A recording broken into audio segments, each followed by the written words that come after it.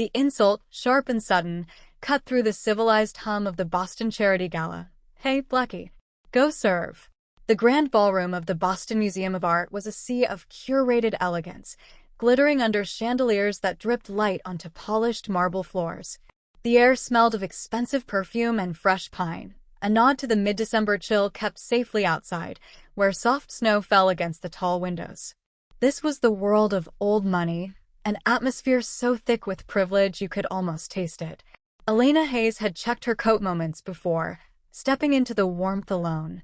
She had deliberately bypassed the $10,000 gown her assistant had pressed for, choosing instead a simple, elegant blush dress. No diamonds, no glitter. She knew that in rooms like this, respect was often measured in carats, not character. She had chosen the simple dress precisely for this reason, to see who they really were. She stood near the edge of the room, observing the subtle divide between the guests, all glittering jewels and tailored tuxedos, and the diverse serving staff who moved among them. She quietly checked a message on her phone, a simple business update. That was when Beatrice Harrington spotted her. The family matriarch, dripping in pearls and judgment, held court with a circle of equally affluent friends. She saw the simple dress. She saw the dark skin. And in her mind, the two could only mean one thing. Beatrice called out the insult, her voice carrying across the marble. The crowd rippled. A few guests gasped, their champagne flutes freezing midair. Others, mostly in Beatrice's immediate circle, chuckled nervously. Beside his wife, Arthur Harrington, the patriarch, merely smirked, enjoying the cruel little joke. But Elena Hayes did not flinch. She did not look up. She did not acknowledge the slur in any way. She simply remained still, her silence a sudden, heavy anchor in the glittering room, amplifying the cruelty of the remark far more than any angry retort could have.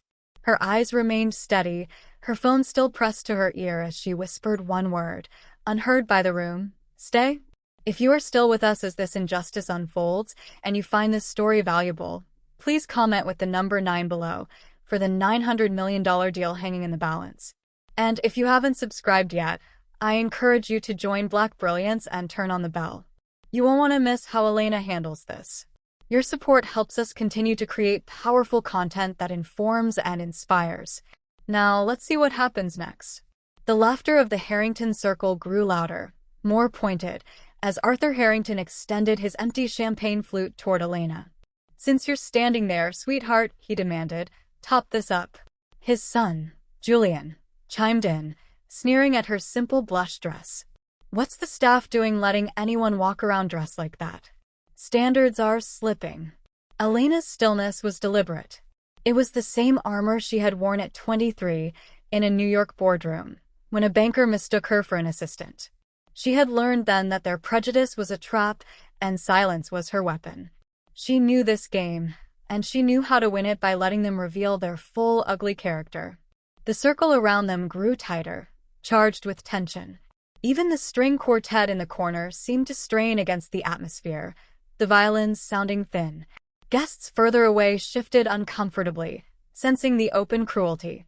This was the kind of blatant prejudice that the 60-plus crowd found distasteful, a breach of decorum. Discreetly, a few cell phones began to rise, angled to capture the scene. Across the room, by the dessert tray, a young black server named Marcus froze. His jaw tightened. He knew that dress wasn't a uniform. He knew this woman carried herself with an authority the Harringtons were too blind to see. He wanted to speak, to step in, but the fear of losing his job, of angering the most powerful family in Boston, held him in place. Elena ignored the outstretched glass. Her gaze was methodical. She looked first at the expensive glass, then at Arthur's manicured hand, and finally, she lifted her eyes to meet his. There was no fear. There was only assessment. She calmly shifted her phone closer to her lips and whispered, so quietly no one but the person on the line could hear, "This deal is over." Beatrice, enjoying the stage she'd created, clapped her hands. "Come now, don't be shy. Show us you belong here." As the humiliation stretched on, a new sound entered the room. The quiet, unmistakable click of cell phones starting to record. Beatrice's demand, "Show us you belong here," still hung in the air, a cloud of venom. But the power dynamic in the room was shifting. The silent, recording phones were already deciding who truly didn't belong. Elena remained anchored, her stillness a weapon. She was giving them all the rope they needed. Julian Harrington, growing annoyed by her refusal to break, grew more aggressive. "She's standing there like she owns the place," he sneered to the crowd. "Someone tell her where the exit is." This time, no one laughed. The guests, many in their 60s and 70s, were no longer amused. They were witnesses. Whispers changed from nervous titters to open judgment. "This is wrong," a woman in emerald satin muttered. "They're humiliating her, and she hasn't said a word." The air was no longer festive. It was charged and tense, the circle around Elena now a full-blown spectacle. Seeing the injustice, Marcus, the young server, finally moved. He set his silver tray down on a nearby table with a quiet thud. He stepped forward, his voice shaking but clear. "I work here, ma'am," he said, looking directly at Beatrice. "And she is not one of us." The crack in the silence was deafening. Arthur Harrington spun on Marcus, his face flushing a dangerous red. "Silence," he boomed, pointing a finger at the young man. "Your staff. You don't speak in this family's affairs." He threatened Marcus's job in a low, furious growl, dismissing him with a wave. Defeated, Marcus was forced to step back, but his brave act had solidified the room's disgust. Julian, furious at the interruption and at Elena's continued, infuriating silence, strode toward her. He snatched a full glass of champagne from a passing tray. "If she won't serve," he sneered, "she'll wear it." If you are still watching this, you've just witnessed true bravery from Marcus and the absolute peak of the Harrington's cruelty. If you find this story valuable, please comment with the number 3 below to let me know you're standing with Elena. And if you haven't subscribed to Black Brilliance yet, I strongly encourage you to do so and turn on the bell. You will not want to miss the justice that is about to happen. Your support helps us continue to create powerful content that informs and inspires. Now let's continue. The drop of champagne splashed against the silk of Elena's dress. The room gasped in unison. The music died. Julian's aggressive sneer, "If she won't serve, she'll wear it," was the final piece of evidence Elena needed. The test was over. Elena Hayes merely lowered her gaze to the stain, watching the bubble of expensive champagne soak into the blush-pink fabric.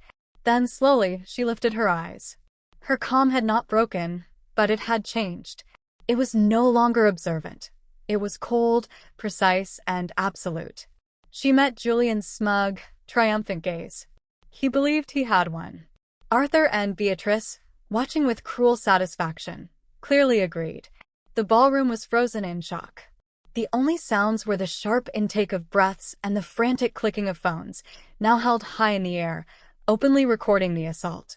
A moment of stunned silence stretched as the champagne dripped onto the marble floor. Julian laughed, a short, ugly sound. "Figures," he scoffed. "Too proud to pour." Then Elena moved. With deliberate, unshaken calm, she slid one hand into her clutch. She pulled out her phone. She pressed a single button, dialing her assistant. Her voice was not loud, but in the dead silence of the ballroom, it cut through the air like a blade. "Nia," she said, her eyes locked on Julian. "Log this. Effective immediately." She paused, letting the room hang on her words, letting the Harringtons register that she was not weeping, or shouting, or running. She was working. "Cancel the deal," she said, her voice clear and steady. $900 million. Effective tonight. Arthur Harrington's face drained of color. What nonsense is this?" he stammered, forcing a laugh that rattled in his throat. "She's bluffing." "You asked who I am," Elena Hayes said, her voice finally rising, silencing the patriarch's panicked denial. "Let me be clear." The ballroom was electric with shock. Guests were whispering frantically, their phones held high, recording every second. The Harringtons, who moments ago were the picture of arrogant power, were now pale and trembling. Beatrice clutched her pearls, her knuckles white. Arthur was visibly sweating under the bright lights. Julian stood frozen, the smugness wiped clean from his face. Elena, now fully in command, looked directly at Arthur. "My name is Elena Hayes. I am the Chief Executive Officer of Carter Global Holdings. A collective gasp swept the room. Near the dessert table, Marcus's jaw dropped in stunned admiration. The deal you've spent 9 months negotiating, Elena continued, her voice resonating with cold authority. The one worth $900 million runs through me. The family's earlier mockery, Blackie, go serve, show us you belong here, now hung in the air, grotesque and absurd. That's impossible, Beatrice shrieked, finding her voice in a panicked rush. If you were the CEO, you wouldn't be standing here alone in that dress. Elena didn't bother to answer. Instead, she tapped her phone, hitting the speakerphone button. Her assistant's voice, Nia's voice, filled the ballroom, crisp, professional, and merciless. Carter Global Holdings confirms termination of the $900 million partnership, Nia announced to the entire room. Effective immediately. Statement drafted. Stakeholders notified. That was the climax. The sound of that neutral voice, publicly confirming their ruin, was more devastating than any shout. It was real. Arthur lurched forward, his hands outstretched, his face a mask of desperation, his voice cracking. Wait. This can't. Elena. Listen. This deal is vital.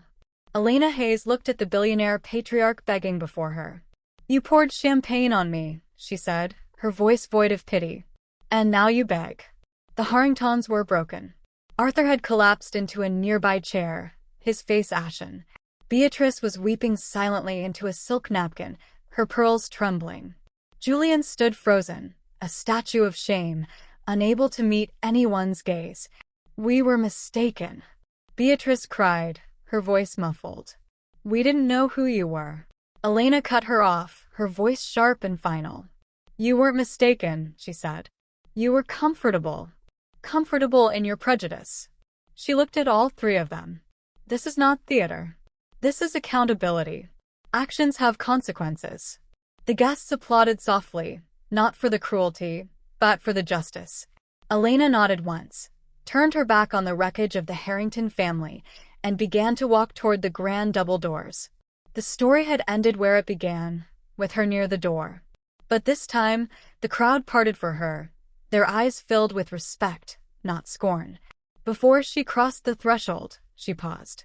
She glanced back, not at the family, but to the side of the room where Marcus, the server, stood watching. She gave him a small, imperceptible nod of thanks. He saw it and he nodded back. The grand doors closed softly behind her, sealing the family inside their downfall. The sound of her heels on the marble echoing long after she was gone. The silence in that ballroom, as Elena Hayes walked away, was louder than any applause. It's a powerful reminder that dignity doesn't need to shout, and prejudice always comes with a price. When we judge others by their appearance, we often reveal our own ignorance, not their worth. What part of Elena's story resonated most with you? Share your thoughts in the comments below. For more compelling stories that celebrate integrity and justice, we hope you'll join our community by subscribing to Black Brilliance. Black CEO mocked by billionaire family. Then she cancels their $900 million deal. A Black CEO attends a high society gala, only to be mocked and humiliated by the billionaire white hosts. They mistake her for a servant because of her skin color and simple dress. They have no idea she is the one holding their $900 million deal. This inspirational story follows Elena Hayes, a brilliant CEO who faces blatant racism from the arrogant Harrington family. As their cruelty escalates, they are about to learn a life-changing lesson in accountability and respect. This is a powerful story about dignity, integrity, and the moment justice is served. This is the kind of story we are proud to tell on Black Brilliance. If you believe in the power of integrity and overcoming prejudice, please like this video and subscribe for more content that informs and inspires.